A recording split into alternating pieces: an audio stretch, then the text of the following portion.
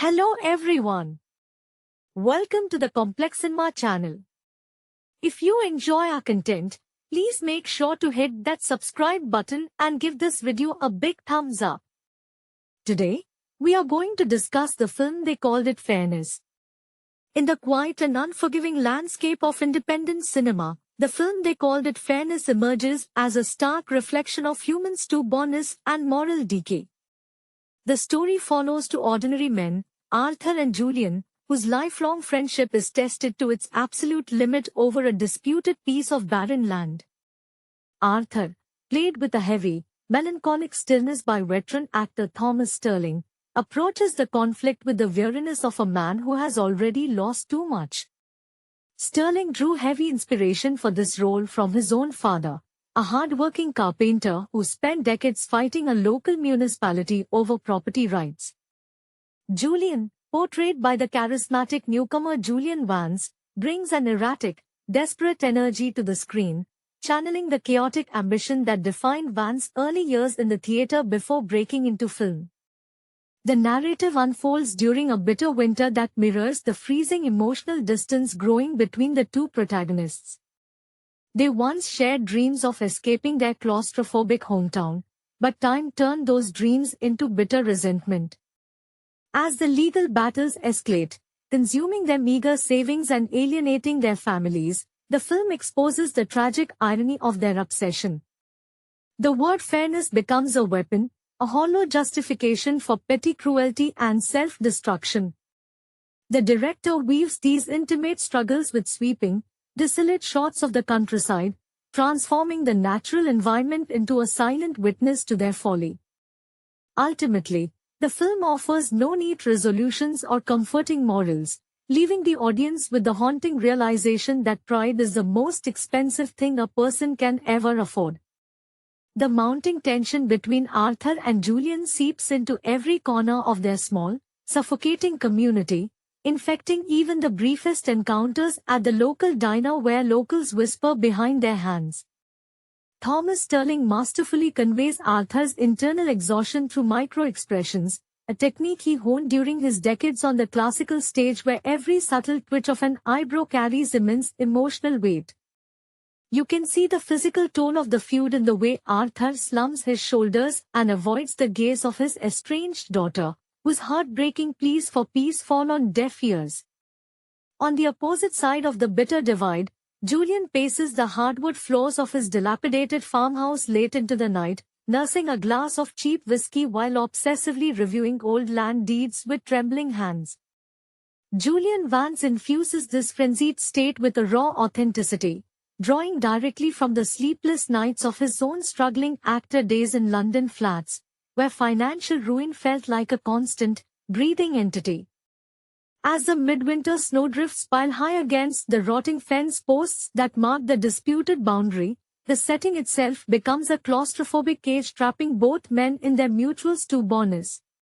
The screenplay lingers on quiet, agonizing moments, such as the afternoon Arthur spends alone in his chilly workshop, running his calloused hands over tools he no longer has the heart to use, mourning the loss of the brotherly bond that once sustained them both through hard times.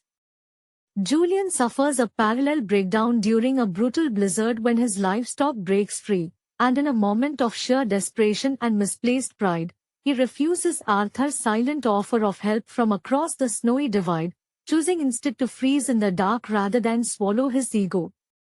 The supporting characters, particularly Arthur's resilient wife Clara, watch the slow-motion train wreck with a mixture of profound grief and exhausted disbelief, realizing too late that the court battles and bitter accusations have permanently poisoned the soil they fought so desperately to claim. When the final court ruling is finally delivered on a bleak, rain-soaked Tuesday morning, it brings no sense of victory to the survivor, only a crushing silence that echoes through empty rooms and serves as a devastating testament to the high cost of holding on to a grudge until there is nothing left to save. The final aftermath of the legal battle leaves behind a hollow shell of a community where laughter has long since been replaced by the heavy burden of unspoken regrets. Arthur walks the perimeter of the disputed property alone, his boots crunching on the frozen earth, realizing that the land he fought so viciously to control is nothing more than a graveyard for his past. Thomas Sterling captures this profound emptiness through a devastatingly quiet final scene, standing motionless in the doorway of his barn while the pale winter sun fails to cast any warmth on his face. He channels the quiet despair he felt years ago when his own family home was sold off, letting those genuine memories of loss flood his expressive, weathered eyes. Across the snowy field, Julian sits in total darkness, surrounded by stacks of useless paperwork and empty bottles, completely consumed by the ghost of a victory that slipped through his fingers. Julian Vance portrays this ultimate defeat with a chilling physical transformation, having dropped nearly 20 pounds during production to physically manifest the relentless anxiety of his character. The haunting contrast between their once vibrant youth and their current ruined existence lingers long after the screen fades to black, serving as an unforgettable portrait of human stubbornness and the bitter grief that follows when pride outlives friendship. The creeping isolation of the two men eventually reaches their remaining family members, creating a ripple effect of sorrow that touches every generation in their small, forgotten town. Clara, played with a quiet, heartbreaking fortitude by veteran character actress Martha Higgins, finally packs her bags and leaves the stifling atmosphere of the family home, refusing to watch her husband slowly bury himself alive in legal documents and spite. Higgins brought her own deeply personal experiences of familial estrangement to the role, channeling the profound numbness she felt when her sister cut ties over a petty inheritance dispute decades ago. That authentic sorrow radiates from the screen as Clara pauses at the edge of the porch, looking back not with anger, but with a devastating, paralyzing pity that cuts deeper than any screamed accusation could ever manage. Meanwhile, Julian's younger brother Thomas, who fled the town years earlier to escape the suffocating gravity of local grudges, makes a brief, failed attempt to intervene before the final catastrophe. Portrayed as a weary outsider, he sits across from Julian in a dimly lit tavern, begging him to drop the lawsuit and salvage what is left of his mental health. Julian, however, retreats further into his fortress of paranoia, accusing his own blood of siding with the enemy, his voice cracking with a paranoid hysteria that Julian Vance taps straight from the darkest moments of his early 20s when isolation and poverty nearly broke his spirit. The tragic beauty of the film lies in these agonizingly human details, showing how easily a life can be dismantled brick by the sheer, unyielding weight of human ego until nothing remains but the howling winter wind and the ghosts of better days. The lingering silence of the town after Clara's departure hangs over Arthur like a physical shroud, transforming his daily routine into a mechanical ghost of existence. He moves through the drafty house like a visitor, avoiding the bedroom they shared for decades and instead sleeping fully clothed on a narrow cot in the kitchen, staring at the ceiling until dawn breaks in cold, grey hues. Thomas Sterling communicates this profound desolation without a single spoken word, leaning heavily on techniques learned during his theatre years where posture and stillness speak louder than dialogue. He lets out slow, shaky breaths in the unheated air, his hands trembling slightly as he pours black coffee from an old kettle, embodying the terrifying reality of a man who has successfully won his war only to find himself entirely alone in the ruins. On the other side of the frozen expanse, Julian descends even further into his self-imposed exile, boarding up the windows facing Arthur's property as if trying to block out the very existence of his former friend. He paces the rotting floorboards of his living room day and night, talking to himself, reliving old arguments and fabricating new grievances in the twisting corridors of his exhausted mind. Julian Vance loses himself completely in the psychological decay of the character, letting his hair grow wild and unkempt, refusing to shave, and wearing the same stained flannel shirt for weeks on end. This physical deterioration mirrors the rotting foundation of his farmhouse, where leaking pipes and sagging ceilings go completely ignored while he pores over legal briefs that no longer hold any meaning or power. The tragedy achieves its peak not in a dramatic explosion of violence, but in this quiet, agonizing erosion of the human soul, leaving to broken men imprisoned by their own unbreakable chains of pride and bitterness. The final days of winter bring no thaw to the frozen wasteland separating the two aging adversaries, only a heavy, damp fog that settles over the valley like a shroud. Arthur sits by his frosted window, watching a pair of crows pick at the frozen mud near the disputed fence line, his reflection staring back at him from the glass as a stranger's face carved from exhaustion and regret. Thomas Sterling grounds this haunting sequence in sheer reality, remembering the vacant expression of his own grandfather during his final, lonely months in a quiet nursing home, allowing that genuine familial memory to bleed into his glassy, unblinking stare. Every breath Arthur takes is a visible reminder of the cold vacuum left behind when love and companionship are sacrificed on the altar of petty triumph. Across the field, Julian's farmhouse finally surrenders to the elements as a corner of the porch collapses under the weight of accumulated snow, a loud, cracking groan that echoes across the valley and briefly startles Arthur from his daze. Julian does not even bother to investigate the noise, slumped in a wooden armchair with a dead fireplace at his back, staring blankly at a faded photograph of himself and Arthur as smiling boys on bicycles, a time before the world taught them how to hate. Julian Vance infuses this final, quiet collapse with a devastating emotional vulnerability, drawing on the darkest hours of his own career struggles when giving up felt easier than taking another breath.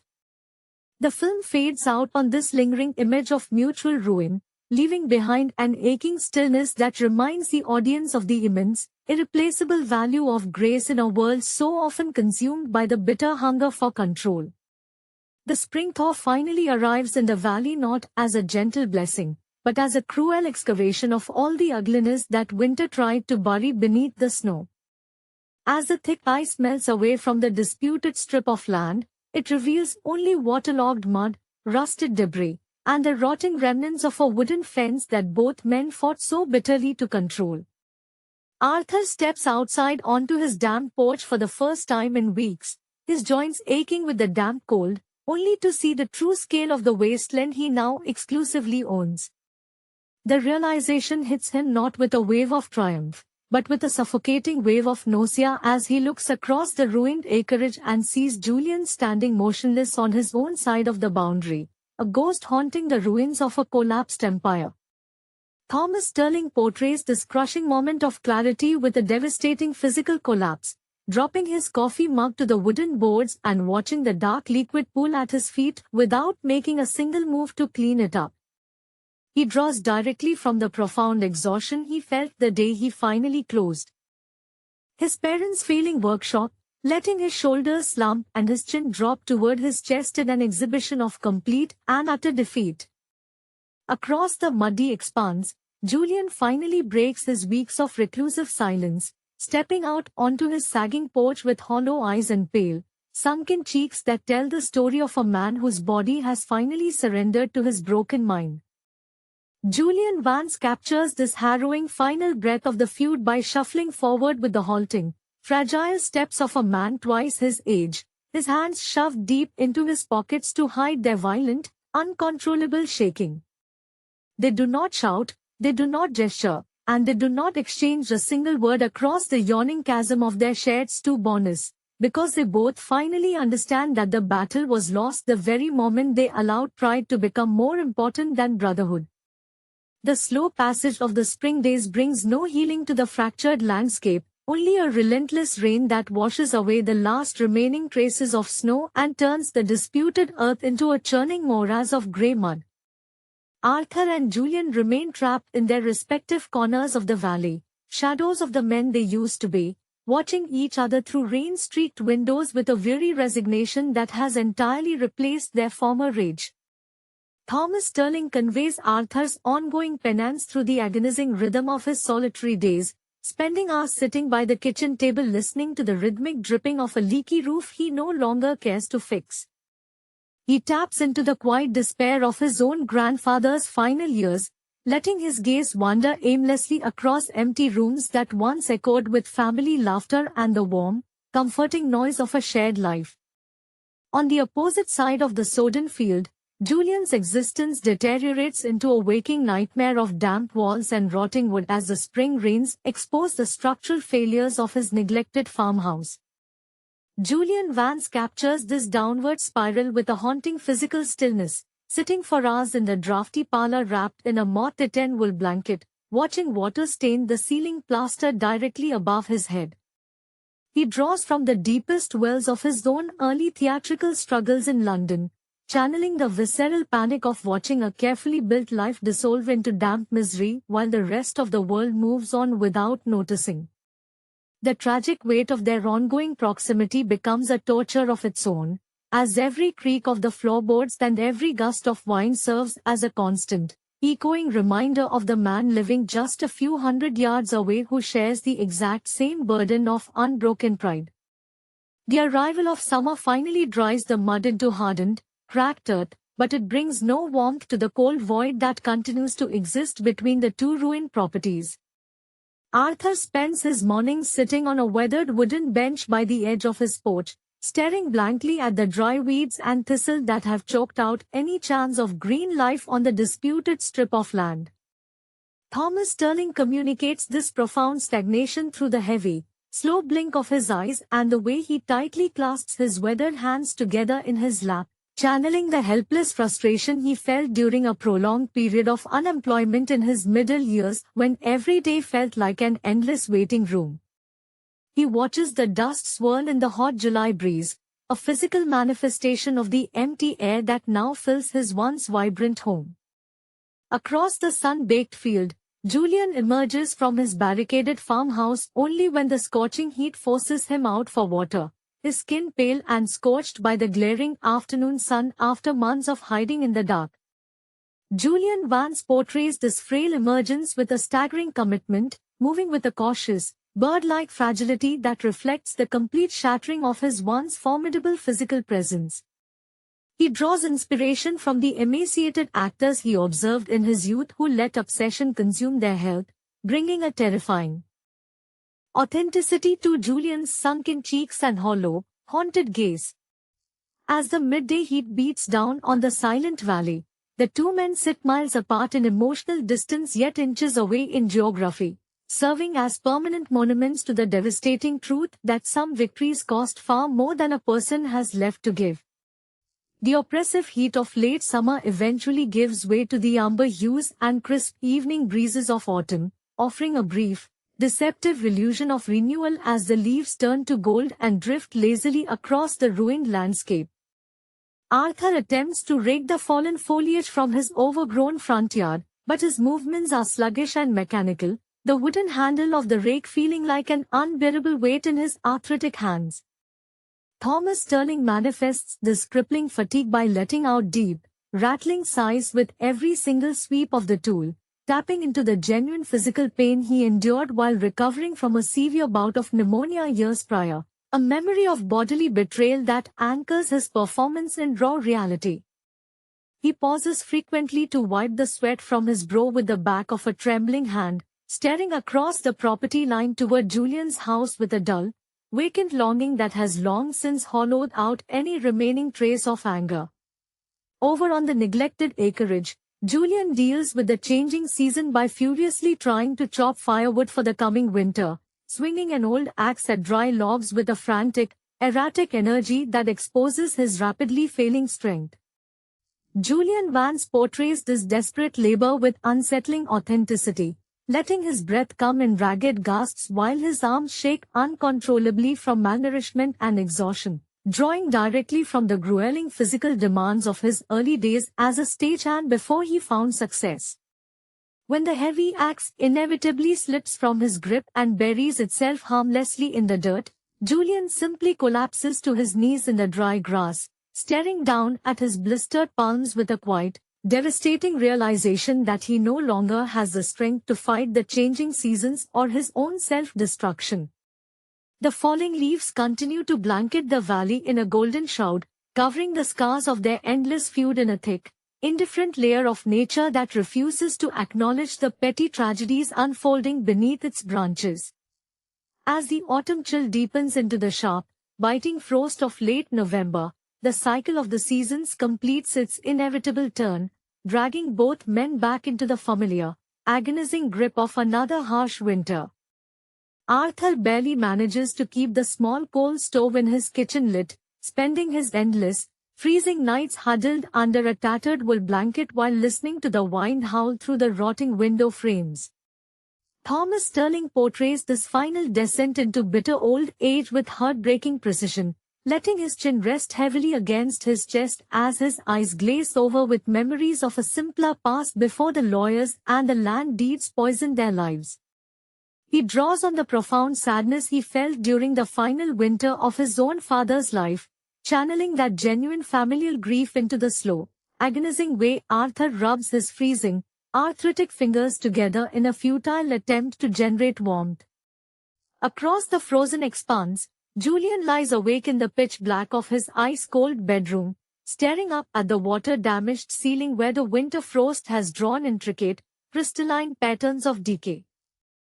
Julian Vance captures this chilling climax of isolation through absolute, terrifying stillness, barely moving an inch for hours on end as the temperature in his home drops below freezing, drawing directly from the darkest, most desolate nights of his early years sleeping on park benches in London. When the first heavy snowfall of the year blankets the valley in a pristine, blinding white, it buries the last remaining evidence of their wretched boundary lines, rendering the disputed dirt completely indistinguishable from the rest of the frozen earth. Neither man looks out the window anymore, and neither man makes a sound, swallowed completely by the quiet, unrelenting dark of a world they broke with their own hands.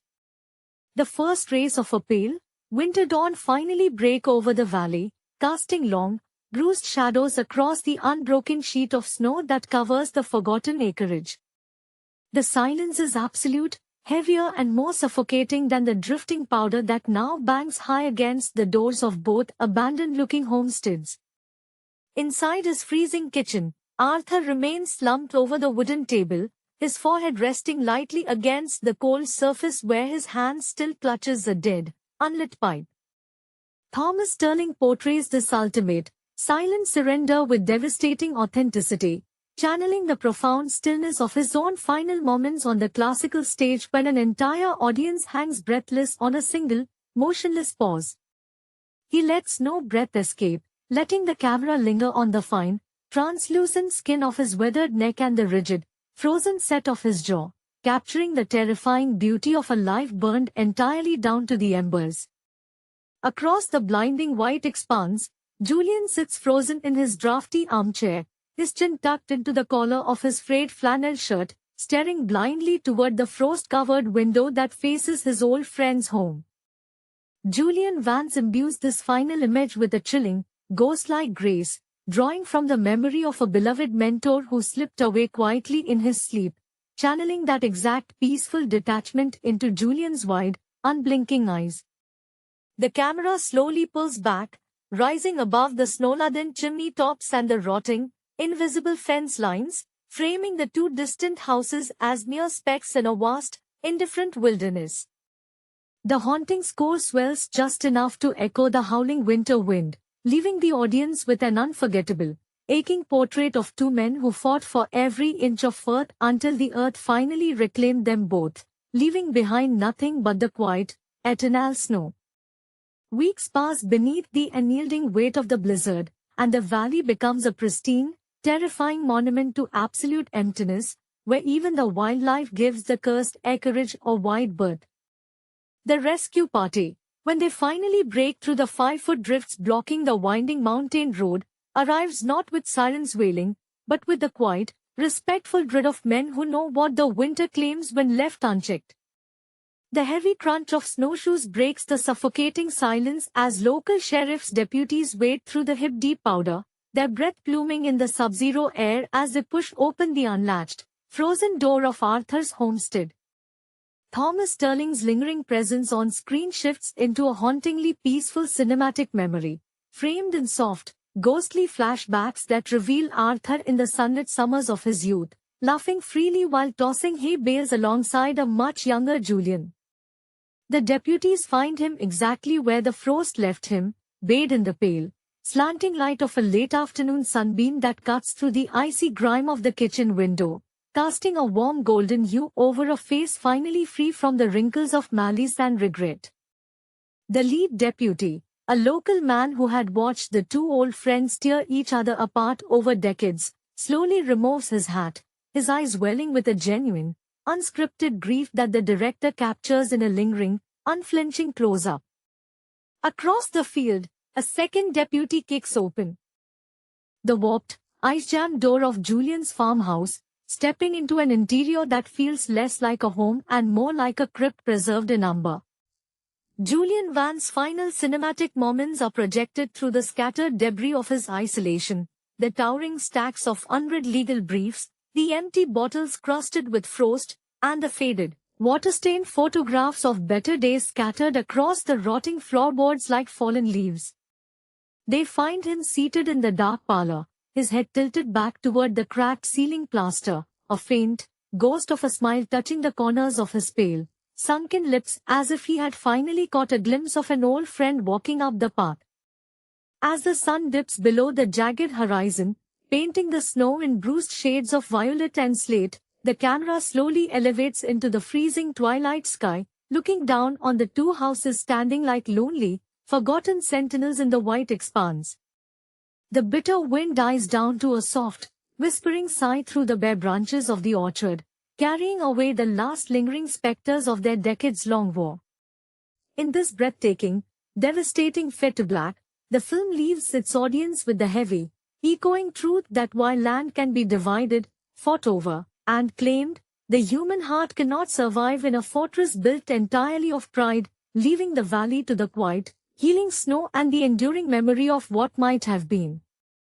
They called it Fairness Operates as a quiet yet devastating exploration of the human cost hidden beneath the polished surface of modern achievement.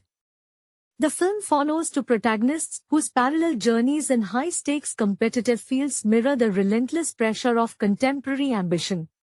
One character is a seasoned classical pianist striving for absolute perfection in a world that increasingly values spectacle over soul, while the other is an investigative journalist whose uncompromising pursuit of truth threatens to dismantle the very institution that nurtured his career.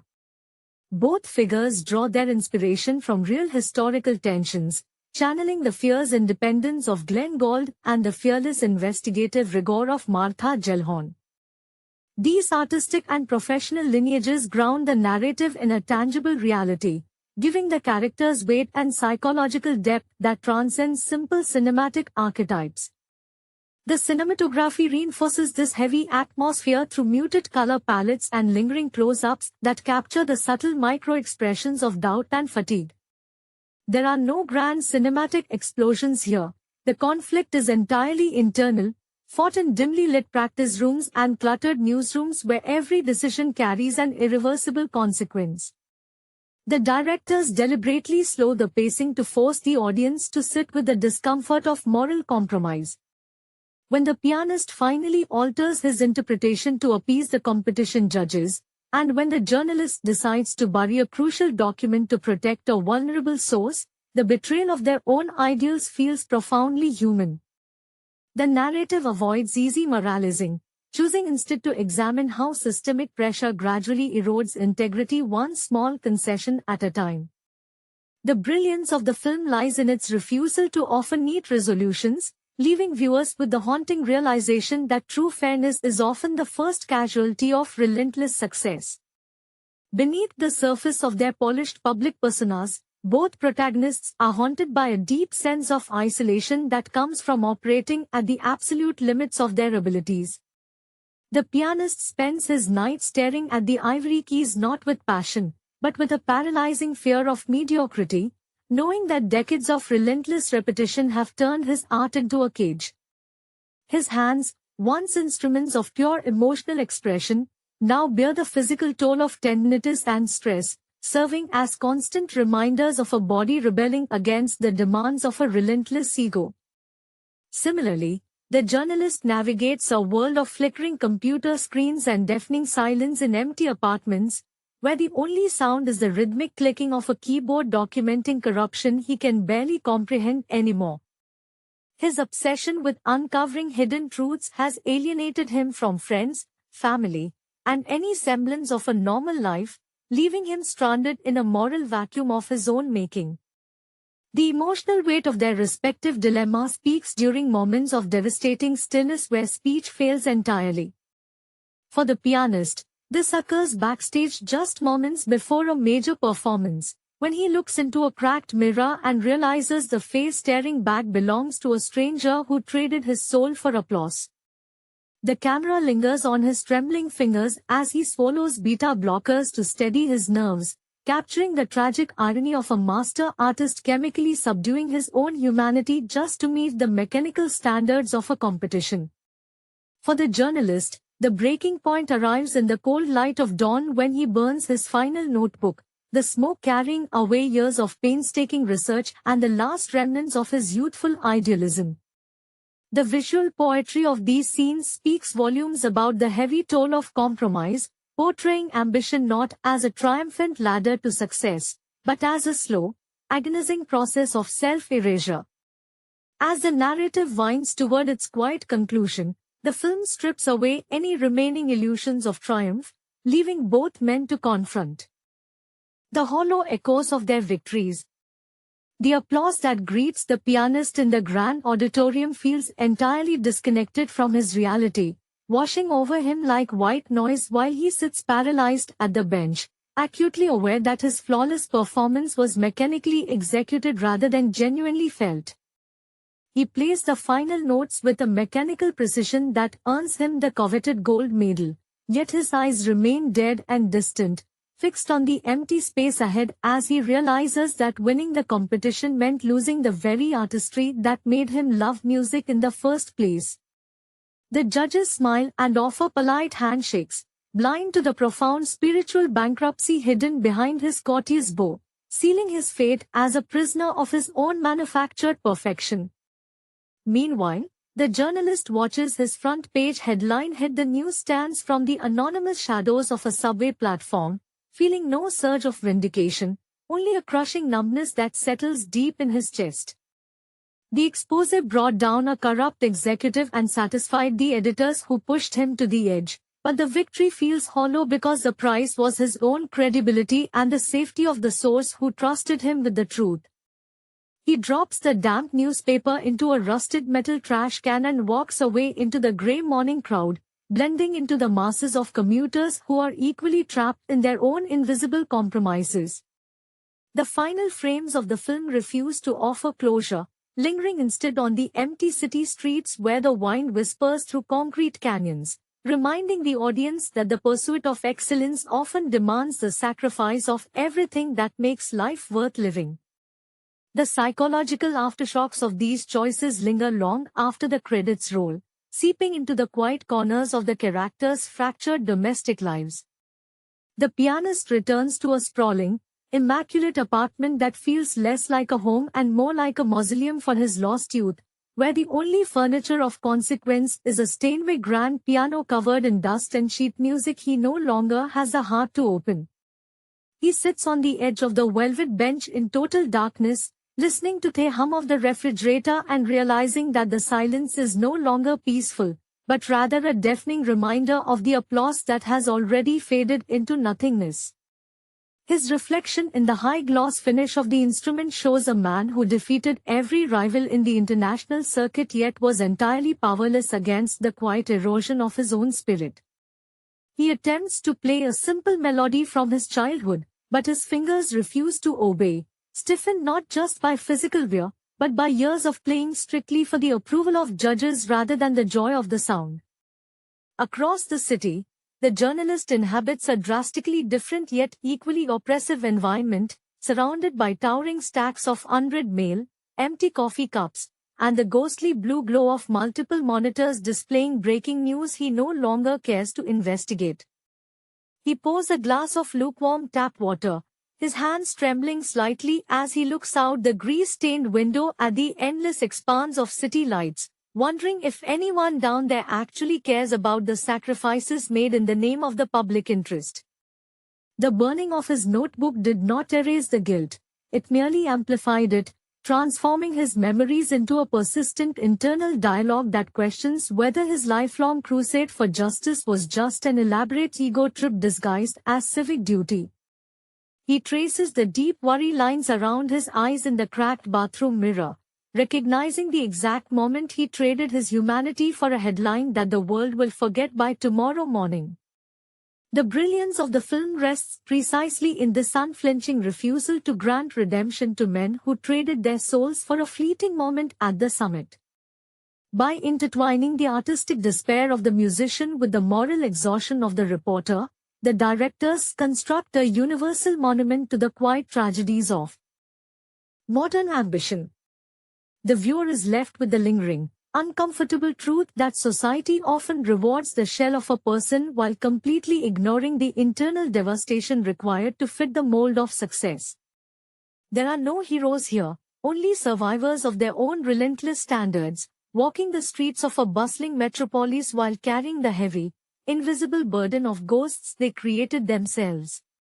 The final echoes of the film resonate not through dramatic crescendos, but through the heavy, suffocating weight of unchosen paths and permanent regret.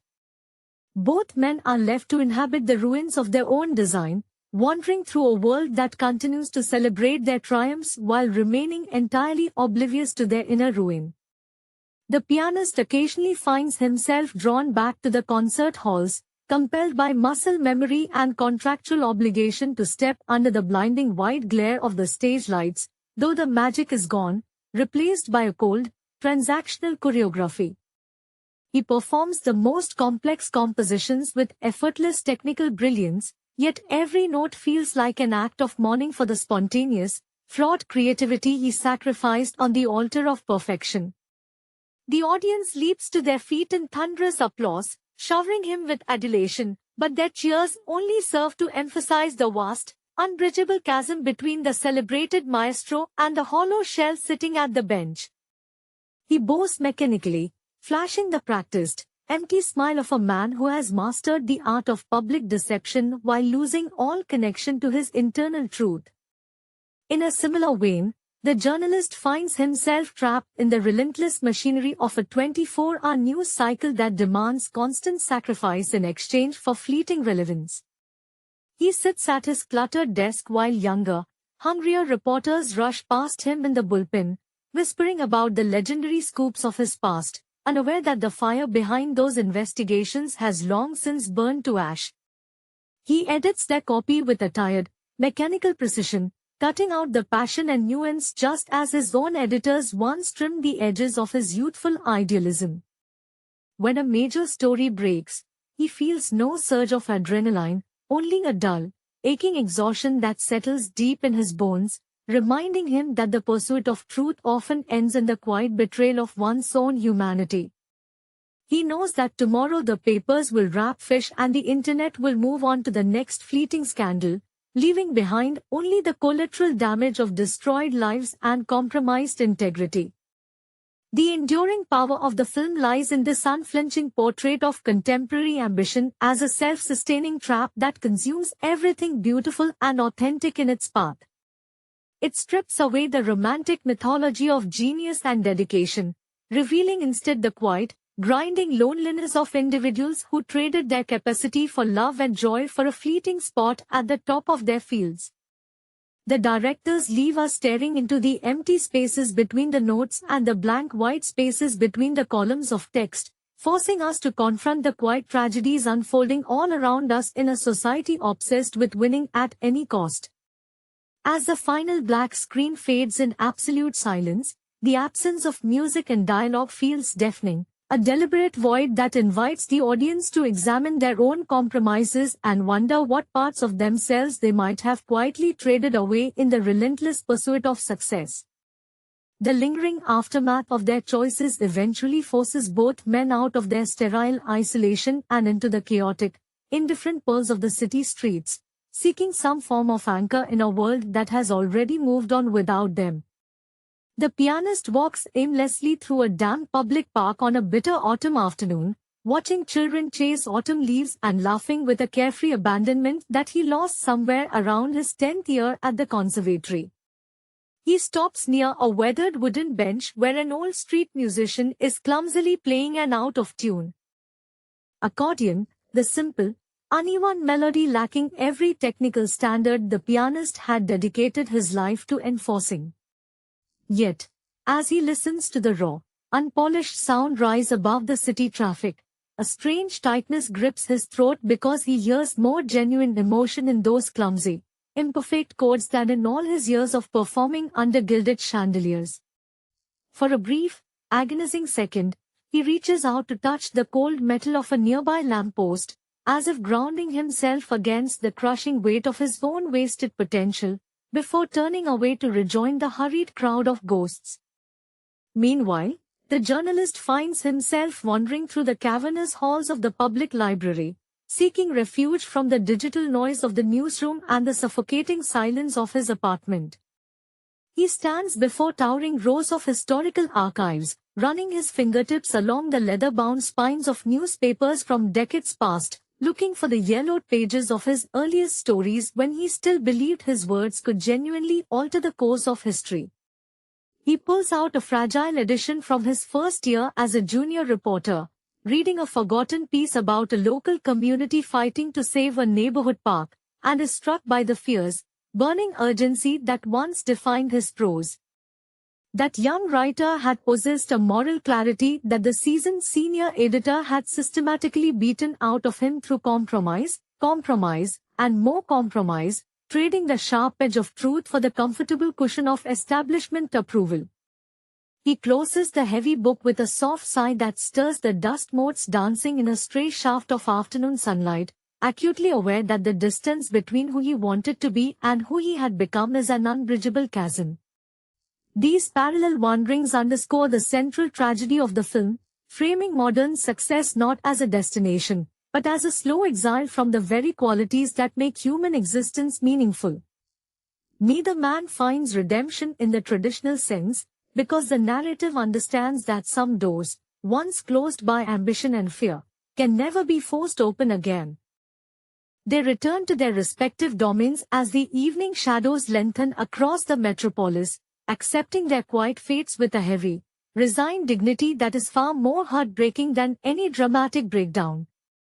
The film closes on this note of profound melancholy, a stark reminder that the highest peaks of achievement are often the loneliest places on earth, inhabited only by those who were willing to sacrifice their souls for the empty echo of applause. The twilight hours descend upon the city like a heavy velvet curtain, casting long, bruised shadows across the asphalt where both men resume their invisible duties. Back in his cavernous apartment, the pianist ignores the blinking red light of his answering machine, refusing to listen to the barrage of congratulatory messages and future booking requests from agents who view him merely as a lucrative commodity. He pours a measure of amber whiskey into a heavy crystal glass, the liquid catching the dim amber glow of a single desk lamp, and stares at his hands resting on the worn mahogany table. The skin is taut over prominent knuckles, the fingers slightly curved into permanent arches from decades of relentless, punishing practice, a physical manifestation of an obsession that consumed his youth and hollowed out his middle age. He takes a slow sip, letting the harsh spirit burn his throat, finding a grim comfort in the physical pain because it is the only sensation that breaks through the numbness. There is no joy left in the music, only the mechanical ghosts of 1,000 performances echoing in the silent rooms, reminding him that the applause of thousands can never fill the quiet void of a solitary life. Across town, the journalist sits motionless in the glow of his computer monitor, watching the cursor blink rhythmically against a blank document that was supposed to contain tomorrow's groundbreaking editorial. His mind is a chaotic battlefield of half-formed thoughts and bitter recriminations, replaying every ethical compromise, every buried lead, and every silenced voice that paved his upward climb to the top of the newsroom hierarchy.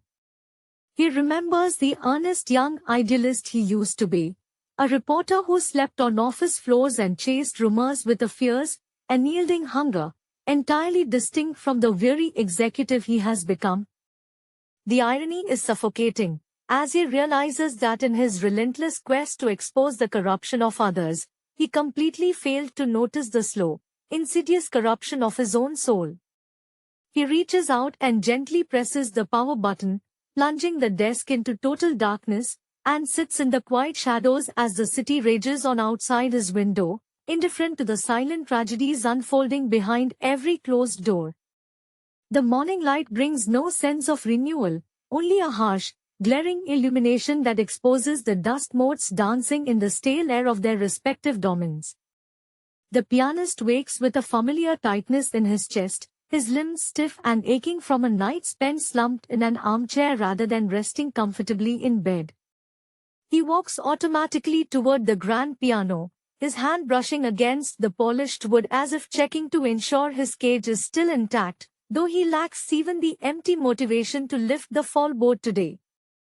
Instead, he stands by the floor-to-ceiling window, watching the sanitation workers battle the wine-swept litter on the wet pavement below, envying their mindless, physical labor that leaves no room for existential dread. For the first time in his adult life, he does not practice his scales, letting the morning silence stretch out unbroken, a terrifying vacuum that threatens to swallow what little is left of his identity. The absence of the routine feels like a physical amputation, yet beneath the panic lies a faint, trembling whisper of freedom, a terrifying realization that the world will not end if he refuses to play their game for a single day. Meanwhile, the journalist arrives at the newsroom long before his colleagues, navigating the labyrinth of empty desks bathed in the cold, blue light of early morning monitors. He pours a cup of bitter, burnt coffee from the communal pot and stares at the front page of the morning edition, where his latest headline boasts a bold, triumphant declaration of accountability. To anyone else, it reads like a masterclass in investigative journalism, but to him, it looks like a tombstone marking the final burial of his conscience. He traces the bold letters with a tired finger, remembering the exact moment he agreed to soften the conclusion of the piece to appease the legal department, trading the devastating final truth for a palatable compromise. The young reporters begin to trickle in, their eyes bright with the same hungry ambition he once possessed, and he watches them with a profound, aching pity, knowing the exact machinery that will eventually grind them down to bone and ash. He sits at his desk and quietly closes his laptop, stepping away from the endless cycle of revelations and retractions, realizing that the only real story left to uncover is the quiet collapse of his own integrity. The weight of these silent resignations settles over them like an invisible fog, altering the rhythm of their daily existence without offering the release of a dramatic resolution. The pianist spends the afternoon wandering through the deserted backstage corridors of the concert hall where he has performed dozens of times, tracing his fingers along the chipped paint of the walls and listening to the distant, muffled echoes of a youth orchestra tuning their instruments in a rehearsal room downstairs. The raw, uneven sounds of those young musicians missing notes and playing out of time carry a clumsy vitality that pierces his jaded armor, reminding him of a time when music was an act of discovery rather than an exercise in flawless repetition. He slips quietly into the back row of the empty auditorium, sinking into a plush velvet seat and watching the conductor patiently guide the teenagers through a turbulent movement of an unfinished symphony. There is no applause waiting for these kids at the end of the day, no lucrative contracts or international tours, yet their faces radiate a genuine, incandescent joy that makes the pianist's gold medals and critical acclaim look like tarnished tin. He rests his forehead against the cool wood of the seat in front of him, letting a single, long overdue tear slip down his cheek as the realization washes over him that he climbed the wrong mountain entirely. Across the metropolis, the journalist finds himself walking the rain-slicked pavement without a destination, having left his phone on the kitchen counter to sever the digital leash that has bound him to the newsroom for decades. He pauses beneath the flickering neon sign of a neighborhood diner, watching the steam rise from the kitchen vents and listening to the low murmur of ordinary people talking about weather, traffic, and mundane neighborhood grievances. For the first time in memory, he is not listening for a scoop, a scandal, or a hidden angle to exploit for tomorrow's front page, and the absence of that predatory instinct leaves a strange, hollow space in his chest.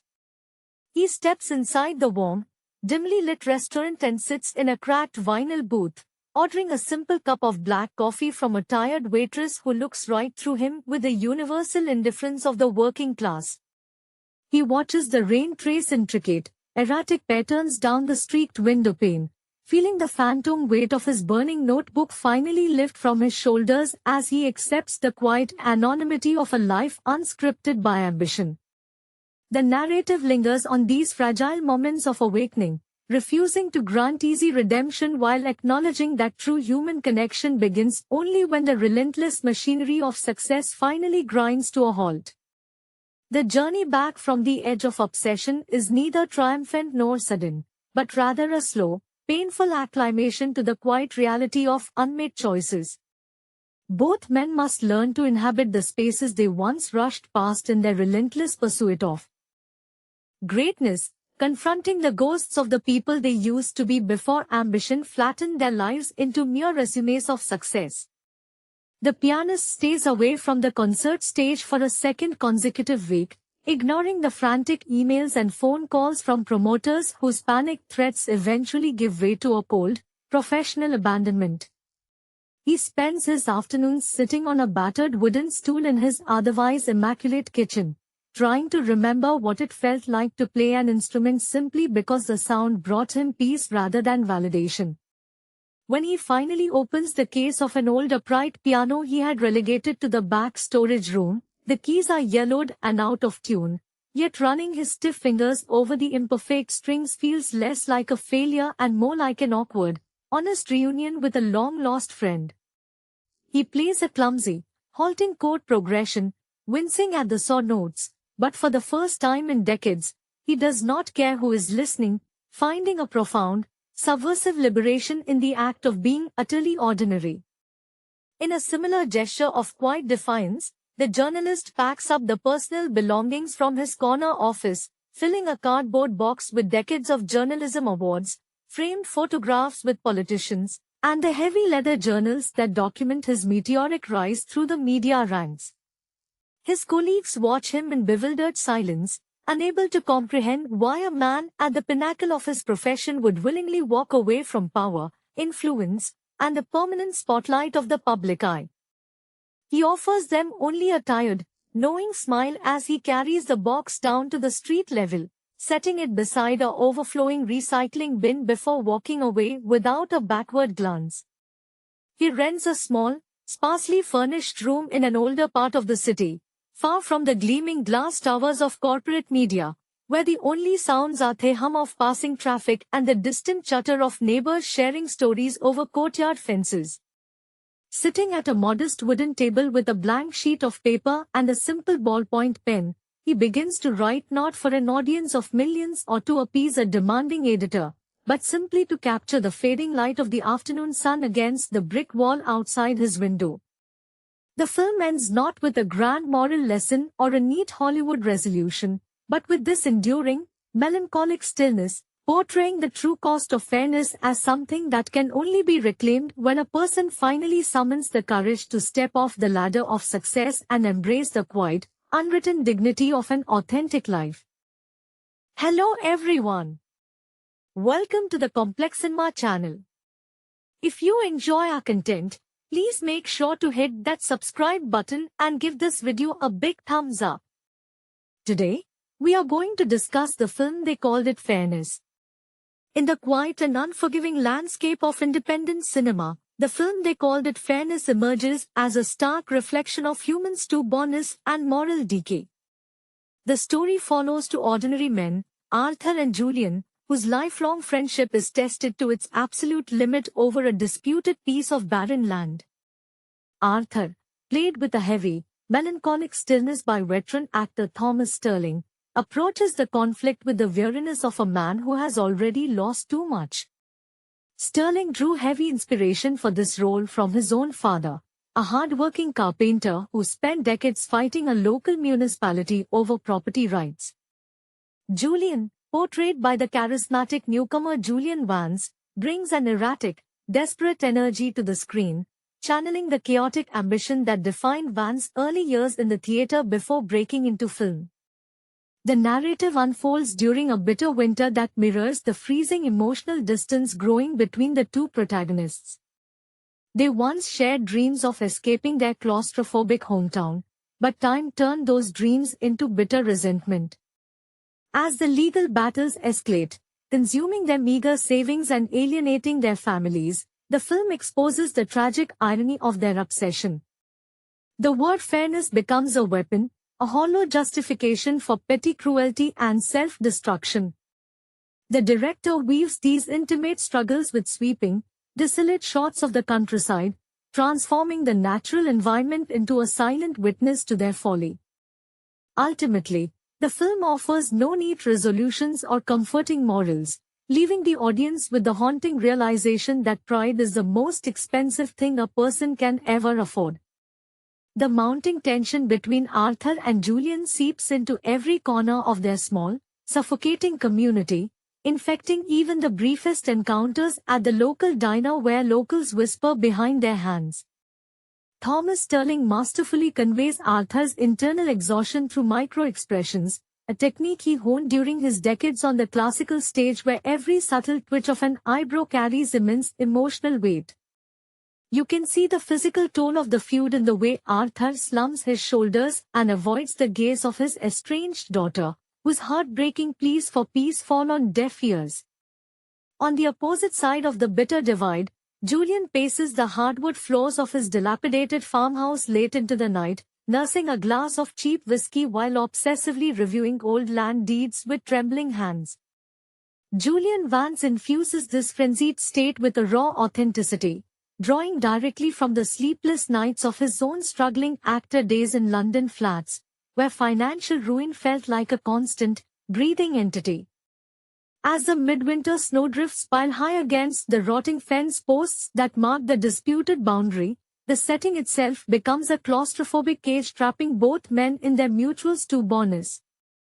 The screenplay lingers on quiet, agonizing moments, such as the afternoon Arthur spends alone in his chilly workshop, running his calloused hands over tools he no longer has the heart to use, mourning the loss of the brotherly bond that once sustained them both through hard times.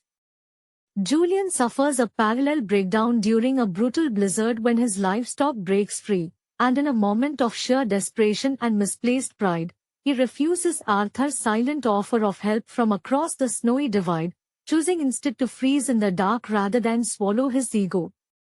The supporting characters, particularly Arthur's resilient wife Clara, watch the slow-motion train wreck with a mixture of profound grief and exhausted disbelief, realizing too late that the court battles and bitter accusations have permanently poisoned the soil they fought so desperately to claim. When the final court ruling is finally delivered on a bleak, rain-soaked Tuesday morning, it brings no sense of victory to the survivor, only a crushing silence that echoes through empty rooms and serves as a devastating testament to the high cost of holding on to a grudge until there is nothing left to save. The final aftermath of the legal battle leaves behind a hollow shell of a community where laughter has long since been replaced by the heavy burden of unspoken regrets. Arthur walks the perimeter of the disputed property alone, his boots crunching on the frozen earth, realizing that the land he fought so viciously to control is nothing more than a graveyard for his past. Thomas Sterling captures this profound emptiness through a devastatingly quiet final scene, standing motionless in the doorway of his barn while the pale winter sun fails to cast any warmth on his face. He channels the quiet despair he felt years ago when his own family home was sold off, letting those genuine memories of loss flood his expressive, weathered eyes. Across the snowy field, Julian sits in total darkness, surrounded by stacks of useless paperwork and empty bottles, completely consumed by the ghost of a victory that slipped through his fingers. Julian Vance portrays this ultimate defeat with a chilling physical transformation, having dropped nearly 20 pounds during production to physically manifest the relentless anxiety of his character. The haunting contrast between their once vibrant youth and their current ruined existence lingers long after the screen fades to black, serving as an unforgettable portrait of human stubbornness and the bitter grief that follows when pride outlives friendship. The creeping isolation of the two men eventually reaches their remaining family members, creating a ripple effect of sorrow that touches every generation in their small, forgotten town.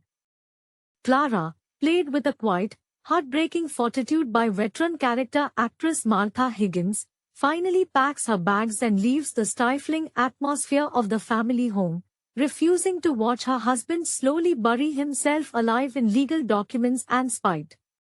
Higgins brought her own deeply personal experiences of familial estrangement to the role, channeling the profound numbness she felt when her sister cut ties over a petty inheritance dispute decades ago. That authentic sorrow radiates from the screen as Clara pauses at the edge of the porch, looking back not with anger, but with a devastating, paralyzing pity that cuts deeper than any screamed accusation could ever manage. Meanwhile, Julian's younger brother Thomas, who fled the town years earlier to escape the suffocating gravity of local grudges, makes a brief, failed attempt to intervene before the final catastrophe. Portrayed as a weary outsider, he sits across from Julian in a dimly lit tavern, begging him to drop the lawsuit and salvage what is left of his mental health. Julian, however, retreats further into his fortress of paranoia, accusing his own blood of siding with the enemy, his voice cracking with a paranoid hysteria that Julian Vance taps straight from the darkest moments of his early 20s when isolation and poverty nearly broke his spirit. The tragic beauty of the film lies in these agonizingly human details, showing how easily a life can be dismantled brick by the sheer, unyielding weight of human ego until nothing remains but the howling winter wind and the ghosts of better days. The lingering silence of the town after Clara's departure hangs over Arthur like a physical shroud, transforming his daily routine into a mechanical ghost of existence. He moves through the drafty house like a visitor, avoiding the bedroom they shared for decades and instead sleeping fully clothed on a narrow cot in the kitchen, staring at the ceiling until dawn breaks in cold, grey hues. Thomas Sterling communicates this profound desolation without a single spoken word, leaning heavily on techniques learned during his theatre years where posture and stillness speak louder than dialogue. He lets out slow, shaky breaths in the unheated air, his hands trembling slightly as he pours black coffee from an old kettle, embodying the terrifying reality of a man who has successfully won his war only to find himself entirely alone in the ruins. On the other side of the frozen expanse, Julian descends even further into his self-imposed exile, boarding up the windows facing Arthur's property as if trying to block out the very existence of his former friend. He paces the rotting floorboards of his living room day and night, talking to himself, reliving old arguments and fabricating new grievances in the twisting corridors of his exhausted mind. Julian Vance loses himself completely in the psychological decay of the character, letting his hair grow wild and unkempt, refusing to shave, and wearing the same stained flannel shirt for weeks on end. This physical deterioration mirrors the rotting foundation of his farmhouse, where leaking pipes and sagging ceilings go completely ignored while he pores over legal briefs that no longer hold any meaning or power. The tragedy achieves its peak not in a dramatic explosion of violence, but in this quiet, agonizing erosion of the human soul, leaving two broken men imprisoned by their own unbreakable chains of pride and bitterness. The final days of winter bring no thaw to the frozen wasteland separating the two aging adversaries, only a heavy, damp fog that settles over the valley like a shroud. Arthur sits by his frosted window, watching a pair of crows pick at the frozen mud near the disputed fence line, his reflection staring back at him from the glass as a stranger's face carved from exhaustion and regret. Thomas Sterling grounds this haunting sequence in sheer reality, remembering the vacant expression of his own grandfather during his final, lonely months in a quiet nursing home, allowing that genuine familial memory to bleed into his glassy, unblinking stare. Every breath Arthur takes is a visible reminder of the cold vacuum left behind when love and companionship are sacrificed on the altar of petty triumph. Across the field, Julian's farmhouse finally surrenders to the elements as a corner of the porch collapses under the weight of accumulated snow, a loud, cracking groan that echoes across the valley and briefly startles Arthur from his daze. Julian does not even bother to investigate the noise, slumped in a wooden armchair with a dead fireplace at his back, staring blankly at a faded photograph of himself and Arthur as smiling boys on bicycles, a time before the world taught them how to hate. Julian Vance infuses this final, quiet collapse with a devastating emotional vulnerability, drawing on the darkest hours of his own career struggles when giving up felt easier than taking another breath. The film fades out on this lingering image of mutual ruin, leaving behind an aching stillness that reminds the audience of the immense, irreplaceable value of grace in a world so often consumed by the bitter hunger for control. The spring thaw finally arrives in the valley not as a gentle blessing, but as a cruel excavation of all the ugliness that winter tried to bury beneath the snow. As the thick ice melts away from the disputed strip of land, it reveals only waterlogged mud, rusted debris, and the rotting remnants of a wooden fence that both men fought so bitterly to control. Arthur steps outside onto his damp porch for the first time in weeks, his joints aching with the damp cold, only to see the true scale of the wasteland he now exclusively owns. The realization hits him not with a wave of triumph, but with a suffocating wave of nausea as he looks across the ruined acreage and sees Julian standing motionless on his own side of the boundary, a ghost haunting the ruins of a collapsed empire.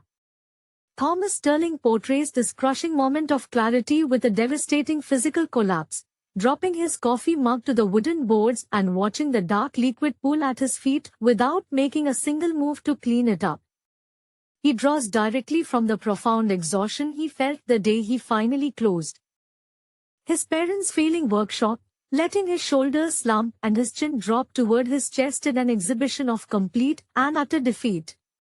Across the muddy expanse, Julian finally breaks his weeks of reclusive silence, stepping out onto his sagging porch with hollow eyes and pale, sunken cheeks that tell the story of a man whose body has finally surrendered to his broken mind. Julian Vance captures this harrowing final breath of the feud by shuffling forward with the halting, fragile steps of a man twice his age, his hands shoved deep into his pockets to hide their violent, uncontrollable shaking. They do not shout, they do not gesture, and they do not exchange a single word across the yawning chasm of their shared stubbornness, because they both finally understand that the battle was lost the very moment they allowed pride to become more important than brotherhood. The slow passage of the spring days brings no healing to the fractured landscape, only a relentless rain that washes away the last remaining traces of snow and turns the disputed earth into a churning morass of grey mud. Arthur and Julian remain trapped in their respective corners of the valley, shadows of the men they used to be, watching each other through rain-streaked windows with a weary resignation that has entirely replaced their former rage. Thomas Sterling conveys Arthur's ongoing penance through the agonizing rhythm of his solitary days, spending hours sitting by the kitchen table listening to the rhythmic dripping of a leaky roof he no longer cares to fix. He taps into the quiet despair of his own grandfather's final years, letting his gaze wander aimlessly across empty rooms that once echoed with family laughter and the warm, comforting noise of a shared life. On the opposite side of the sodden field, Julian's existence deteriorates into a waking nightmare of damp walls and rotting wood as the spring rains expose the structural failures of his neglected farmhouse. Julian Vance captures this downward spiral with a haunting physical stillness, sitting for hours in the drafty parlor wrapped in a moth-eaten wool blanket, watching water stain the ceiling plaster directly above his head. He draws from the deepest wells of his own early theatrical struggles in London, channeling the visceral panic of watching a carefully built life dissolve into damp misery while the rest of the world moves on without noticing. The tragic weight of their ongoing proximity becomes a torture of its own, as every creak of the floorboards and every gust of wind serves as a constant, echoing reminder of the man living just a few hundred yards away who shares the exact same burden of unbroken pride. The arrival of summer finally dries the mud into hardened, cracked earth, but it brings no warmth to the cold void that continues to exist between the two ruined properties. Arthur spends his mornings sitting on a weathered wooden bench by the edge of his porch, staring blankly at the dry weeds and thistle that have choked out any chance of green life on the disputed strip of land. Thomas Sterling communicates this profound stagnation through the heavy, slow blink of his eyes and the way he tightly clasps his weathered hands together in his lap, channeling the helpless frustration he felt during a prolonged period of unemployment in his middle years when every day felt like an endless waiting room. He watches the dust swirl in the hot July breeze, a physical manifestation of the empty air that now fills his once vibrant home. Across the sun-baked field, Julian emerges from his barricaded farmhouse only when the scorching heat forces him out for water, his skin pale and scorched by the glaring afternoon sun after months of hiding in the dark. Julian Vance portrays this frail emergence with a staggering commitment, moving with a cautious, bird-like fragility that reflects the complete shattering of his once formidable physical presence. He draws inspiration from the emaciated actors he observed in his youth who let obsession consume their health, bringing a terrifying authenticity to Julian's sunken cheeks and hollow, haunted gaze. As the midday heat beats down on the silent valley, the two men sit miles apart in emotional distance yet inches away in geography, serving as permanent monuments to the devastating truth that some victories cost far more than a person has left to give. The oppressive heat of late summer eventually gives way to the amber hues and crisp evening breezes of autumn, offering a brief, deceptive illusion of renewal as the leaves turn to gold and drift lazily across the ruined landscape. Arthur attempts to rake the fallen foliage from his overgrown front yard, but his movements are sluggish and mechanical, the wooden handle of the rake feeling like an unbearable weight in his arthritic hands. Thomas Sterling manifests this crippling fatigue by letting out deep, rattling sighs with every single sweep of the tool, tapping into the genuine physical pain he endured while recovering from a severe bout of pneumonia years prior, a memory of bodily betrayal that anchors his performance in raw reality. He pauses frequently to wipe the sweat from his brow with the back of a trembling hand, staring across the property line toward Julian's house with a dull, vacant longing that has long since hollowed out any remaining trace of anger. Over on the neglected acreage, Julian deals with the changing season by furiously trying to chop firewood for the coming winter, swinging an old axe at dry logs with a frantic, erratic energy that exposes his rapidly failing strength. Julian Vance portrays this desperate labor with unsettling authenticity, letting his breath come in ragged gasps while his arms shake uncontrollably from malnourishment and exhaustion, drawing directly from the grueling physical demands of his early days as a stagehand before he found success. When the heavy axe inevitably slips from his grip and buries itself harmlessly in the dirt, Julian simply collapses to his knees in the dry grass, staring down at his blistered palms with a quiet, devastating realization that he no longer has the strength to fight the changing seasons or his own self-destruction. The falling leaves continue to blanket the valley in a golden shroud, covering the scars of their endless feud in a thick, indifferent layer of nature that refuses to acknowledge the petty tragedies unfolding beneath its branches. As the autumn chill deepens into the sharp, biting frost of late November, the cycle of the seasons completes its inevitable turn, dragging both men back into the familiar, agonizing grip of another harsh winter. Arthur barely manages to keep the small coal stove in his kitchen lit, spending his endless, freezing nights huddled under a tattered wool blanket while listening to the wind howl through the rotting window frames.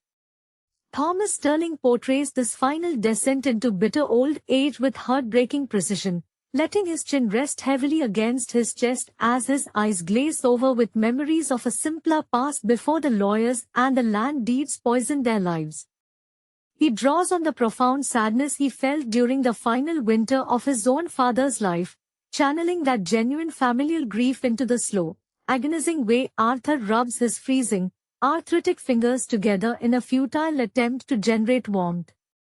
Across the frozen expanse, Julian lies awake in the pitch black of his ice-cold bedroom, staring up at the water-damaged ceiling where the winter frost has drawn intricate, crystalline patterns of decay. Julian Vance captures this chilling climax of isolation through absolute, terrifying stillness, barely moving an inch for hours on end as the temperature in his home drops below freezing, drawing directly from the darkest, most desolate nights of his early years sleeping on park benches in London. When the first heavy snowfall of the year blankets the valley in a pristine, blinding white, it buries the last remaining evidence of their wretched boundary lines, rendering the disputed dirt completely indistinguishable from the rest of the frozen earth. Neither man looks out the window anymore, and neither man makes a sound, swallowed completely by the quiet, unrelenting dark of a world they broke with their own hands. The first rays of a pale, winter dawn finally break over the valley, casting long, bruised shadows across the unbroken sheet of snow that covers the forgotten acreage. The silence is absolute, heavier and more suffocating than the drifting powder that now bangs high against the doors of both abandoned-looking homesteads. Inside his freezing kitchen, Arthur remains slumped over the wooden table, his forehead resting lightly against the cold surface where his hand still clutches the dead, unlit pipe. Thomas Sterling portrays this ultimate, silent surrender with devastating authenticity, channeling the profound stillness of his own final moments on the classical stage when an entire audience hangs breathless on a single, motionless pause. He lets no breath escape, letting the camera linger on the fine, translucent skin of his weathered neck and the rigid, frozen set of his jaw, capturing the terrifying beauty of a life burned entirely down to the embers. Across the blinding white expanse, Julian sits frozen in his drafty armchair, his chin tucked into the collar of his frayed flannel shirt, staring blindly toward the frost-covered window that faces his old friend's home. Julian Vance imbues this final image with a chilling, ghost-like grace, drawing from the memory of a beloved mentor who slipped away quietly in his sleep, channeling that exact peaceful detachment into Julian's wide, unblinking eyes. The camera slowly pulls back, rising above the snow-laden chimney tops and the rotting, invisible fence lines, framing the two distant houses as mere specks in a vast, indifferent wilderness. The haunting score swells just enough to echo the howling winter wind, leaving the audience with an unforgettable, aching portrait of two men who fought for every inch of earth until the earth finally reclaimed them both, leaving behind nothing but the quiet, eternal snow. Weeks pass beneath the unyielding weight of the blizzard, and the valley becomes a pristine, terrifying monument to absolute emptiness, where even the wildlife gives the cursed acreage a wide berth. The rescue party, when they finally break through the 5-foot drifts blocking the winding mountain road, arrives not with sirens wailing, but with the quiet, respectful dread of men who know what the winter claims when left unchecked. The heavy crunch of snowshoes breaks the suffocating silence as local sheriff's deputies wade through the hip-deep powder, their breath pluming in the sub-zero air as they push open the unlatched, frozen door of Arthur's homestead. Thomas Sterling's lingering presence on screen shifts into a hauntingly peaceful cinematic memory, framed in soft, ghostly flashbacks that reveal Arthur in the sunlit summers of his youth, laughing freely while tossing hay bales alongside a much younger Julian. The deputies find him exactly where the frost left him, bathed in the pale, slanting light of a late afternoon sunbeam that cuts through the icy grime of the kitchen window, casting a warm golden hue over a face finally free from the wrinkles of malice and regret. The lead deputy, a local man who had watched the two old friends tear each other apart over decades, slowly removes his hat, his eyes welling with a genuine, unscripted grief that the director captures in a lingering, unflinching close-up. Across the field, a second deputy kicks open the warped, ice-jammed door of Julian's farmhouse, stepping into an interior that feels less like a home and more like a crypt preserved in umber. Julian Vance's final cinematic moments are projected through the scattered debris of his isolation, the towering stacks of unread legal briefs, the empty bottles crusted with frost, and the faded, water-stained photographs of better days scattered across the rotting floorboards like fallen leaves. They find him seated in the dark parlor, his head tilted back toward the cracked ceiling plaster, a faint ghost of a smile touching the corners of his pale, sunken lips as if he had finally caught a glimpse of an old friend walking up the path. As the sun dips below the jagged horizon, painting the snow in bruised shades of violet and slate, the camera slowly elevates into the freezing twilight sky, looking down on the two houses standing like lonely, forgotten sentinels in the white expanse. The bitter wind dies down to a soft, whispering sigh through the bare branches of the orchard, carrying away the last lingering specters of their decades-long war. In this breathtaking, devastating fade to black, the film leaves its audience with the heavy, echoing truth that while land can be divided, fought over, and claimed, the human heart cannot survive in a fortress built entirely of pride, leaving the valley to the quiet, healing snow and the enduring memory of what might have been.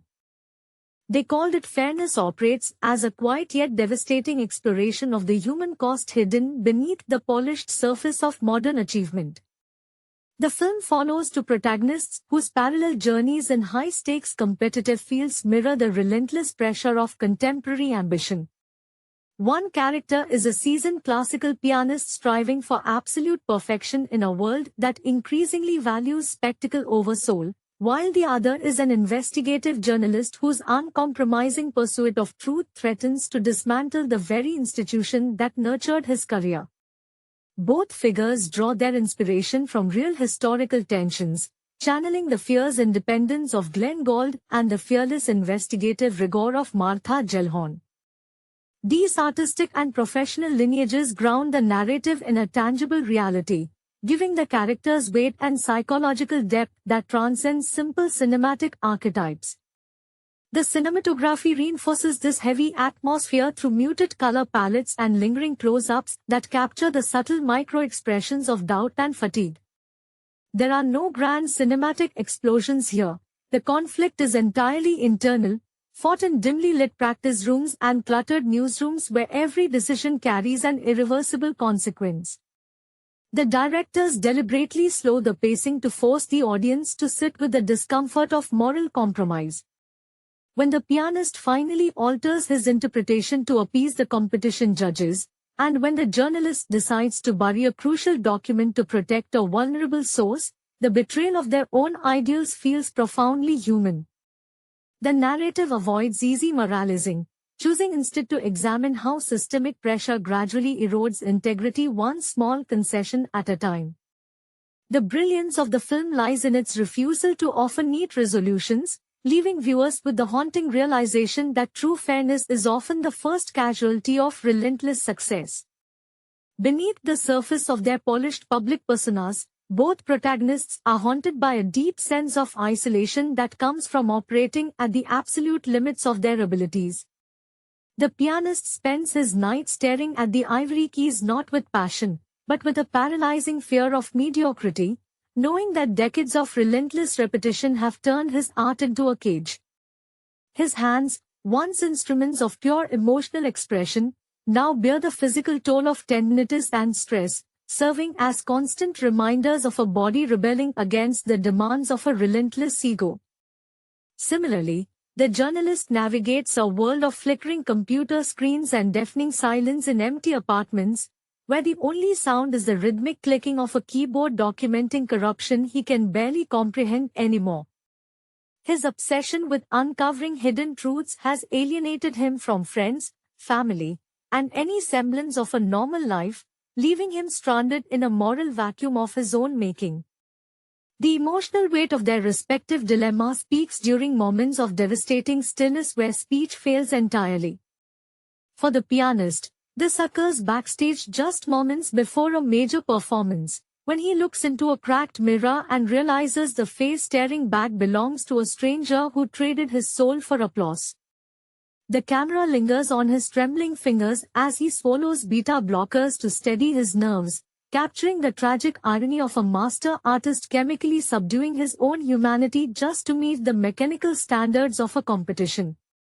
For the journalist, the breaking point arrives in the cold light of dawn when he burns his final notebook, the smoke carrying away years of painstaking research and the last remnants of his youthful idealism.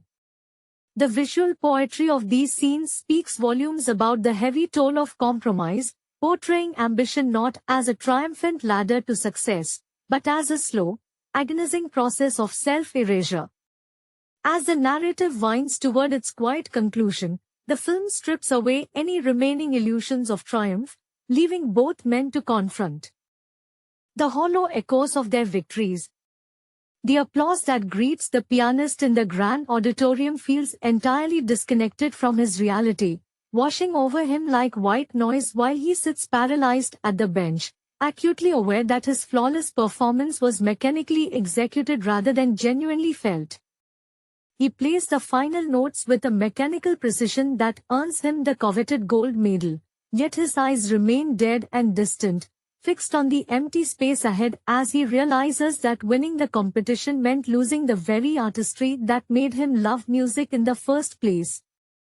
The judges smile and offer polite handshakes, blind to the profound spiritual bankruptcy hidden behind his courteous bow, sealing his fate as a prisoner of his own manufactured perfection. Meanwhile, the journalist watches his front page headline hit the newsstands from the anonymous shadows of a subway platform, feeling no surge of vindication, only a crushing numbness that settles deep in his chest. The expose brought down a corrupt executive and satisfied the editors who pushed him to the edge, but the victory feels hollow because the prize was his own credibility and the safety of the source who trusted him with the truth. He drops the damp newspaper into a rusted metal trash can and walks away into the grey morning crowd, blending into the masses of commuters who are equally trapped in their own invisible compromises. The final frames of the film refuse to offer closure, lingering instead on the empty city streets where the wind whispers through concrete canyons, reminding the audience that the pursuit of excellence often demands the sacrifice of everything that makes life worth living. The psychological aftershocks of these choices linger long after the credits roll, seeping into the quiet corners of the characters' fractured domestic lives. The pianist returns to a sprawling, immaculate apartment that feels less like a home and more like a mausoleum for his lost youth, where the only furniture of consequence is a Steinway grand piano covered in dust and sheet music he no longer has the heart to open.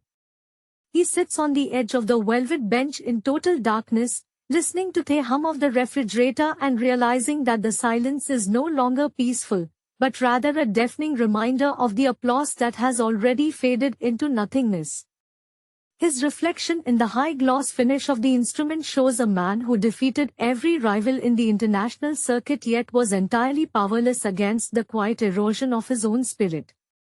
He attempts to play a simple melody from his childhood, but his fingers refuse to obey, stiffened not just by physical wear, but by years of playing strictly for the approval of judges rather than the joy of the sound. Across the city, the journalist inhabits a drastically different yet equally oppressive environment, surrounded by towering stacks of unread mail, empty coffee cups, and the ghostly blue glow of multiple monitors displaying breaking news he no longer cares to investigate. He pours a glass of lukewarm tap water, his hands trembling slightly as he looks out the grease-stained window at the endless expanse of city lights, wondering if anyone down there actually cares about the sacrifices made in the name of the public interest. The burning of his notebook did not erase the guilt, it merely amplified it, transforming his memories into a persistent internal dialogue that questions whether his lifelong crusade for justice was just an elaborate ego trip disguised as civic duty.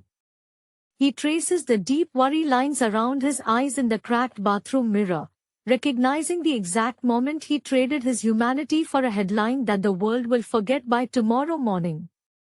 The brilliance of the film rests precisely in this unflinching refusal to grant redemption to men who traded their souls for a fleeting moment at the summit. By intertwining the artistic despair of the musician with the moral exhaustion of the reporter, the directors construct a universal monument to the quiet tragedies of modern ambition. The viewer is left with the lingering, uncomfortable truth that society often rewards the shell of a person while completely ignoring the internal devastation required to fit the mold of success. There are no heroes here, only survivors of their own relentless standards, walking the streets of a bustling metropolis while carrying the heavy, invisible burden of ghosts they created themselves. The final echoes of the film resonate not through dramatic crescendos, but through the heavy, suffocating weight of unchosen paths and permanent regret. Both men are left to inhabit the ruins of their own design, wandering through a world that continues to celebrate their triumphs while remaining entirely oblivious to their inner ruin. The pianist occasionally finds himself drawn back to the concert halls, compelled by muscle memory and contractual obligation to step under the blinding white glare of the stage lights, though the magic is gone, replaced by a cold, transactional choreography. He performs the most complex compositions with effortless technical brilliance, yet every note feels like an act of mourning for the spontaneous, flawed creativity he sacrificed on the altar of perfection. The audience leaps to their feet in thunderous applause, showering him with adulation, but their cheers only serve to emphasize the vast, unbridgeable chasm between the celebrated maestro and the hollow shell sitting at the bench. He bows mechanically, flashing the practiced, empty smile of a man who has mastered the art of public deception while losing all connection to his internal truth. In a similar vein, the journalist finds himself trapped in the relentless machinery of a 24-hour news cycle that demands constant sacrifice in exchange for fleeting relevance. He sits at his cluttered desk while younger, hungrier reporters rush past him in the bullpen, whispering about the legendary scoops of his past, unaware that the fire behind those investigations has long since burned to ash. He edits their copy with a tired, mechanical precision, cutting out the passion and nuance just as his own editors once trimmed the edges of his youthful idealism. When a major story breaks, he feels no surge of adrenaline, only a dull, aching exhaustion that settles deep in his bones, reminding him that the pursuit of truth often ends in the quiet betrayal of one's own humanity. He knows that tomorrow the papers will wrap fish and the internet will move on to the next fleeting scandal, leaving behind only the collateral damage of destroyed lives and compromised integrity. The enduring power of the film lies in this unflinching portrait of contemporary ambition as a self-sustaining trap that consumes everything beautiful and authentic in its path. It strips away the romantic mythology of genius and dedication, revealing instead the quiet, grinding loneliness of individuals who traded their capacity for love and joy for a fleeting spot at the top of their fields. The directors leave us staring into the empty spaces between the notes and the blank white spaces between the columns of text, forcing us to confront the quiet tragedies unfolding all around us in a society obsessed with winning at any cost. As the final black screen fades in absolute silence, the absence of music and dialogue feels deafening, a deliberate void that invites the audience to examine their own compromises and wonder what parts of themselves they might have quietly traded away in the relentless pursuit of success. The lingering aftermath of their choices eventually forces both men out of their sterile isolation and into the chaotic, indifferent pulse of the city streets, seeking some form of anchor in a world that has already moved on without them. The pianist walks aimlessly through a damp public park on a bitter autumn afternoon, watching children chase autumn leaves and laughing with a carefree abandonment that he lost somewhere around his 10th year at the conservatory. He stops near a weathered wooden bench where an old street musician is clumsily playing an out-of-tune accordion, the simple, uneven melody lacking every technical standard the pianist had dedicated his life to enforcing. Yet, as he listens to the raw, unpolished sound rise above the city traffic, a strange tightness grips his throat because he hears more genuine emotion in those clumsy, imperfect chords than in all his years of performing under gilded chandeliers. For a brief, agonizing second, he reaches out to touch the cold metal of a nearby lamppost, as if grounding himself against the crushing weight of his own wasted potential, before turning away to rejoin the hurried crowd of ghosts. Meanwhile, the journalist finds himself wandering through the cavernous halls of the public library, seeking refuge from the digital noise of the newsroom and the suffocating silence of his apartment. He stands before towering rows of historical archives, running his fingertips along the leather-bound spines of newspapers from decades past, looking for the yellowed pages of his earliest stories when he still believed his words could genuinely alter the course of history. He pulls out a fragile edition from his first year as a junior reporter, reading a forgotten piece about a local community fighting to save a neighborhood park, and is struck by the fierce, burning urgency that once defined his prose.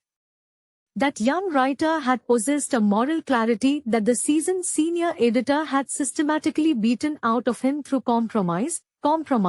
and more compromise, trading the sharp edge of truth for the comfortable cushion of establishment approval. He closes the heavy book with a soft sigh that stirs the dust motes dancing in a stray shaft of afternoon sunlight, acutely aware that the distance between who he wanted to be and who he had become is an unbridgeable chasm. These parallel wanderings underscore the central tragedy of the film, framing modern success not as a destination, but as a slow exile from the very qualities that make human existence meaningful. Neither man finds redemption in the traditional sense, because the narrative understands that some doors, once closed by ambition and fear, can never be forced open again. They return to their respective domains as the evening shadows lengthen across the metropolis, accepting their quiet fates with a heavy, resigned dignity that is far more heartbreaking than any dramatic breakdown. The film closes on this note of profound melancholy, a stark reminder that the highest peaks of achievement are often the loneliest places on earth, inhabited only by those who were willing to sacrifice their souls for the empty echo of applause. The twilight hours descend upon the city like a heavy velvet curtain, casting long, bruised shadows across the asphalt where both men resume their invisible duties. Back in his cavernous apartment, the pianist ignores the blinking red light of his answering machine, refusing to listen to the barrage of congratulatory messages and future booking requests from agents who view him merely as a lucrative commodity. He pours a measure of amber whiskey into a heavy crystal glass, the liquid catching the dim amber glow of a single desk lamp, and stares at his hands resting on the worn mahogany table. The skin is taut over prominent knuckles, the fingers slightly curved into permanent arches from decades of relentless, punishing practice, a physical manifestation of an obsession that consumed his youth and hollowed out his middle age. He takes a slow sip, letting the harsh spirit burn his throat, finding a grim comfort in the physical pain because it is the only sensation that breaks through the numbness. There is no joy left in the music, only the mechanical ghosts of 1,000 performances echoing in the silent rooms, reminding him that the applause of thousands can never fill the quiet void of a solitary life. Across town, the journalist sits motionless in the glow of his computer monitor, watching the cursor blink rhythmically against a blank document that was supposed to contain tomorrow's groundbreaking editorial. His mind is a chaotic battlefield of half-formed thoughts and bitter recriminations, replaying every ethical compromise, every buried lead, and every silenced voice that paved his upward climb to the top of the newsroom hierarchy. He remembers the earnest young idealist he used to be, a reporter who slept on office floors and chased rumors with a fierce, unyielding hunger, entirely distinct from the weary executive he has become. The irony is suffocating, as he realizes that in his relentless quest to expose the corruption of others, he completely failed to notice the slow, insidious corruption of his own soul. He reaches out and gently presses the power button, plunging the desk into total darkness, and sits in the quiet shadows as the city rages on outside his window, indifferent to the silent tragedies unfolding behind every closed door. The morning light brings no sense of renewal, only a harsh, glaring illumination that exposes the dust motes dancing in the stale air of their respective domains. The pianist wakes with a familiar tightness in his chest, his limbs stiff and aching from a night spent slumped in an armchair rather than resting comfortably in bed. He walks automatically toward the grand piano, his hand brushing against the polished wood as if checking to ensure his cage is still intact, though he lacks even the empty motivation to lift the floorboard today. Instead, he stands by the floor-to-ceiling window, watching the sanitation workers battle the wine-swept litter on the wet pavement below, envying their mindless, physical labor that leaves no room for existential dread. For the first time in his adult life, he does not practice his scales, letting the morning silence stretch out unbroken, a terrifying vacuum that threatens to swallow what little is left of his identity. The absence of the routine feels like a physical amputation, yet beneath the panic lies a faint, trembling whisper of freedom, a terrifying realization that the world will not end if he refuses to play their game for a single day. Meanwhile, the journalist arrives at the newsroom long before his colleagues, navigating the labyrinth of empty desks bathed in the cold, blue light of early morning monitors. He pours a cup of bitter, burnt coffee from the communal pot and stares at the front page of the morning edition, where his latest headline boasts a bold, triumphant declaration of accountability. To anyone else, it reads like a masterclass in investigative journalism, but to him, it looks like a tombstone marking the final burial of his conscience. He traces the bold letters with a tired finger, remembering the exact moment he agreed to soften the conclusion of the piece to appease the legal department, trading the devastating final truth for a palatable compromise. The young reporters begin to trickle in, their eyes bright with the same hungry ambition he once possessed, and he watches them with a profound, aching pity, knowing the exact machinery that will eventually grind them down to bone and ash. He sits at his desk and quietly closes his laptop, stepping away from the endless cycle of revelations and retractions, realizing that the only real story left to uncover is the quiet collapse of his own integrity. The weight of these silent resignations settles over them like an invisible fog, altering the rhythm of their daily existence without offering the release of a dramatic resolution. The pianist spends the afternoon wandering through the deserted backstage corridors of the concert hall where he has performed dozens of times, tracing his fingers along the chipped paint of the walls and listening to the distant, muffled echoes of a youth orchestra tuning their instruments in a rehearsal room downstairs. The raw, uneven sounds of those young musicians missing notes and playing out of time carry a clumsy vitality that pierces his jaded armor, reminding him of a time when music was an act of discovery rather than an exercise in flawless repetition. He slips quietly into the back row of the empty auditorium, sinking into a plush velvet seat and watching the conductor patiently guide the teenagers through a turbulent movement of an unfinished symphony. There is no applause waiting for these kids at the end of the day, no lucrative contracts or international tours, yet their faces radiate a genuine, incandescent joy that makes the pianist's gold medals and critical acclaim look like tarnished tin. He rests his forehead against the cool wood of the seat in front of him, letting a single, long overdue tear slip down his cheek as the realization washes over him that he climbed the wrong mountain entirely. Across the metropolis, the journalist finds himself walking the rain-slicked pavement without a destination, having left his phone on the kitchen counter to sever the digital leash that has bound him to the newsroom for decades. He pauses beneath the flickering neon sign of a neighborhood diner, watching the steam rise from the kitchen vents and listening to the low murmur of ordinary people talking about weather, traffic, and mundane neighborhood grievances. For the first time in memory, he is not listening for a scoop, a scandal, or a hidden angle to exploit for tomorrow's front page, and the absence of that predatory instinct leaves a strange, hollow space in his chest. He steps inside the warm, dimly lit restaurant and sits in a cracked vinyl booth, ordering a simple cup of black coffee from a tired waitress who looks right through him with the universal indifference of the working class. He watches the rain trace intricate, erratic patterns down the streaked window pane, feeling the phantom weight of his burning notebook finally lift from his shoulders as he accepts the quiet anonymity of a life unscripted by ambition. The narrative lingers on these fragile moments of awakening, refusing to grant easy redemption while acknowledging that true human connection begins only when the relentless machinery of success finally grinds to a halt. The journey back from the edge of obsession is neither triumphant nor sudden, but rather a slow, painful acclimation to the quiet reality of unmade choices. Both men must learn